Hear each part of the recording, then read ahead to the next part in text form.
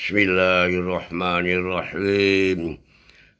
Ini reka fikih yang kedua, bagian kedua, perihal 17 Agustus kemerdekaan Republik Indonesia. Ini bagian kedua ini kami sambungkan kaitannya dengan sejarah Islam ya, dan pandangan keislaman bagaimana nih. Bahwasanya yang pertama kita sebut dengan tanggal itu kita mengingat ya, kita mengingat 17 Agustus supaya ingat adanya 17 rakaat sholat, kemudian 17 Ramadan ditentukannya Al-Quran. Kaitannya dengan Fathu Mekah Nabi Muhammad SAW ya.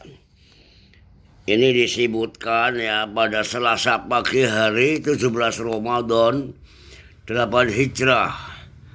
Rasulullah SAW meninggalkan ini menuju ke Mekah, ini masuk ke Mekah nanti itu. Nah, ini masuk ke Mekah. Jadi kalau tanggal 17 Ramadan juga saat awal Nabi Muhammad SAW bagaimana Fathu Mekah dimulainya itu. Kemudian angka 17 juga tadi telah mengingatkan juga sirah nabawiyah kita itu perjalanannya dengan kemerdekaan Mekah ya. Pada saat sekitar itulah resminya Mekah mulai kembali ke pangkuan Islam, bebas dari penjajahan jahiliyah ini. Nah, mudah-mudahan nanti kita nambah sedikit ya, bahwa Nabi Muhammad SAW itu masuk dengan pakaian jubah hitam, sorban hitam ceritanya itu.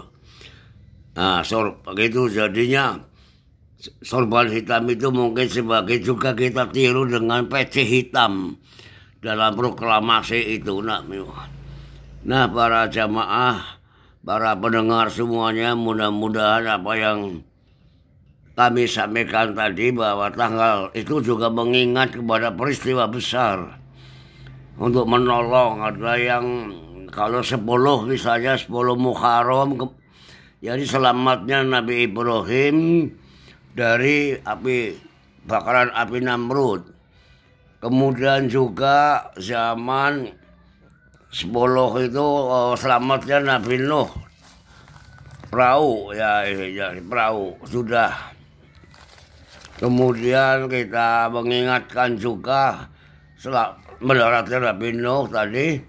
Kemudian 10 Muharram misalnya itu Nabi Musa selamat, maka diperingati dengan puasa. Dan ada yang mudah diingat karena hari, misalnya Nabi Muhammad SAW puasa hari Senin. Kenapa Senin? Ya mengingat dari kalian wulidtu, saya dilahirkan, wa ursiltu, dan diangkat jadi Rasul.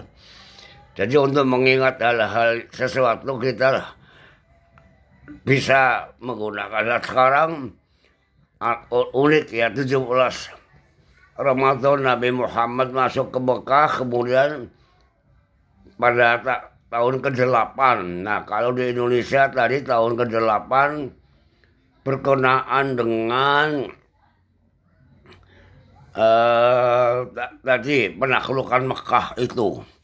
Kemudian tahun anehnya di tahun 1945 jumlahnya 19, itu sama dengan Nabi Muhammad tinggal di Mekah setelah itu 19 hari. Kemudian 1945 yang jumlahnya 19 itu juga bisa mengandung makna jumlah huruf Bismillahirrahmanirrahim. Awal surat Al-Quranul Karim itulah sebagai awal surat Indonesia merdeka ya. Maka merdekanya atas berkat rahmat Allah yang Maha Kuasa. Begitu yang dicantumkan pada awalnya di Piagam Jakarta. pakai kata Allah Maha Kuasa. Kemudian tentu saja terbayangkan yang namanya nama negara Indonesia bagaimana nih. Ini keputusan Nahdlatul Ulama, Muktamar Nahdlatul Ulama ke-11 ya.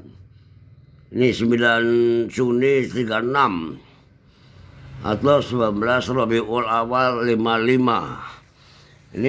Ini Fathul Masail nomor 192 dibahas tentang negara kita namanya apa. Ini sesungguhnya negara kita Indonesia dinamakan negara Islam karena telah pernah dikuasai sepenuhnya oleh orang Islam. Walaupun pernah direbut oleh kaum penjajah kafir, tetapi nama negara Islam tetap selamanya. Jadi dari kitab Bughyatul Mustarsyidin bab Hudnah wal Imamah. Ini para pendengar, ini renungan kita ya, dokumen sejarah. Karena disebut kok tetap selamanya, ini wallahu a'lam, setahu saya belum ada ralat Muktamar Muhammad Nahdlatul Ulama merubah yang nomor itu dibatalkan. Ini nomor 192.